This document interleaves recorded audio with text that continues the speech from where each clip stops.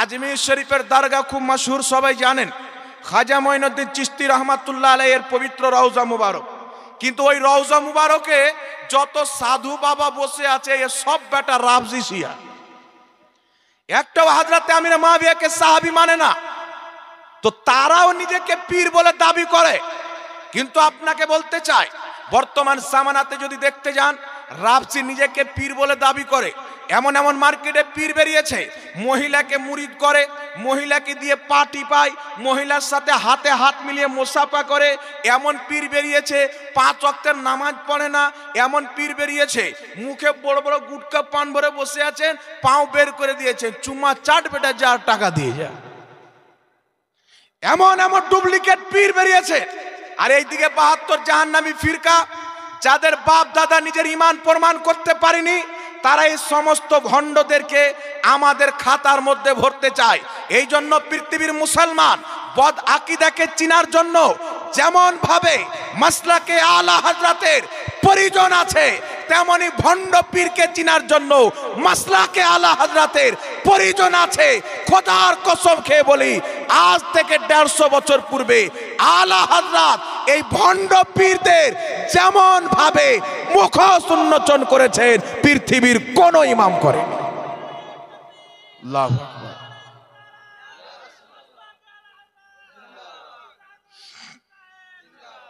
বর্তমান কোন ভণ্ড পীর দেখতে পাচ্ছেন মুরিদকে সাজদা করাচ্ছে, ইলিম কালাম কিছু নাই, বাপের জন্মে মাদ্রাসার জানলা পর্যন্ত দেখেনি, খিড়কি পর্যন্ত দেখেনি।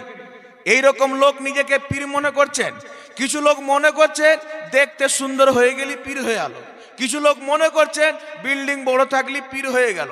আর আমাদের সমাজে কিছু এমন লোক আছে, যদি জঙ্গলি জানোয়ার এসে বলে আমি পীর, ওয়াকো হাত পা চুমতে আরম্ভ করে। এমন জাহালত আছে মুসলমান। এই জন্য আপনাকে বলতে চাই, ইমাম আহলে সুন্নাত আলা হযরতের মাসলাকে পীর চিনার জন্য যে 4টি শর্ত বয়ান করা হয়েছে, এই 4টি শর্ত যার মধ্যে থাকবে না, তাকে কোনোই মতে পীর বলা যাবে না। কথা বুঝতে পারছেন? কেউ যদি নিজেকে সুন্নি পীর বলে, মুরিদকে সাজদা করায়, ও কোনোদিন মাসলাকে আলা হযরতের লোক নয়। যেই ব্যক্তি নামাজ পড়বে না, পীর দাবি করবে, সে মাসলাকে আলা হযরতের লোক নয়। যেই ব্যক্তি এক মুষ্টি দাড়ি ছাড়বে না, খুচি খুচি দাড়ি করে নিজেকে পীর বলে দাবি করবে, সেই মাসলাকে আলা হযরতের সচ্চা পাক্কা সুন্নি নয়। যেই ব্যক্তি নিজেকে পীর দাবি করে শরীয়ত বিরোধী কাজ করাবে, মুরিদকে সাজদা করাবে, সে কোনোদিন পীর হতে পারে না। কারণ মাসলাকে আলা হযরত মাননেওয়ালা সচ্চা সুন্নি তারাই হবে যারা আল্লাহ ব্যতীত কাউকে সাজদা করবে না। না কোনো মাজারকে সাজদা করবে, না কোনো পীরকে সাজদা করবে। আলা হযরত বলেছেন, মাজার তো মাজার, আল্লাহ ব্যতীত কোন নবীকে পর্যন্ত সাজদা করা হারাম আছে মুসলমান। একটু জোরে হবে না সুবহানাল্লাহ? তাহলে যে আলা হযরতের নিকটে নবী পর্যন্তকে সাজদা করা হারাম, তাহলে কোনো পীরকে জায়েজ হবে? এই জোরে বলেন। কোথাকার মাতাল সাজদা করছে, ভিডিও করার পরে লিখছে এটা বেরেলভি। তো বেরেলভিয়াত কাকে বলে বেটা পড়িনি? এই নাম তো তোমাদের দেওয়ার নাম। দেখছো আমরা তো নজদি হয়ে গেলাম, আমরা তো দেওবন্দি হয়ে গেলাম, আমরা তো কাদিয়ানি হয়ে গেলাম। তো যারা সঠিক আহলে সুন্নাত ওয়াল জামাত, তাদেরকেও একটা নাম দাও, তো বেরেলভি নাম দিয়ে দিন। কিন্তু আমাদের নাম হচ্ছে আহলে সুন্নাত ওয়াল জামাত, আমরা হচ্ছি সুন্নি মুসলমান।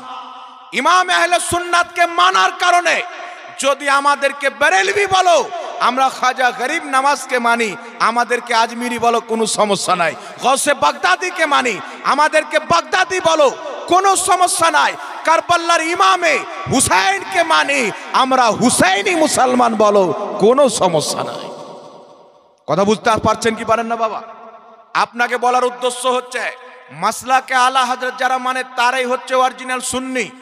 মাসলাকে আলা হযরতের মাননেওয়ালা গরিব নওয়াজ, ইমামে আজম, ইমাম শাফি, সাহাবা এবং তাবেঈন সকলের মাযহাবকে জমা করে, মাসলাককে জমা করে উলামায়ে কেরাম একটি নাম দিয়েছেন মাসলাকে আলা হযরত। যেন ওয়াহাবিয়াত, কাদিয়ানিয়াত, খারজিয়াত, মওদুদিয়াত সকল জাহান্নামী ফিরকা থেকে যদি অরিজিনাল আহলে সুন্নাত ওয়াল জামাতের পরিচয় করাতে চাও তাহলে সেখানে মাসলাকে আলা হযরতের নারা লাগিয়ে দাও।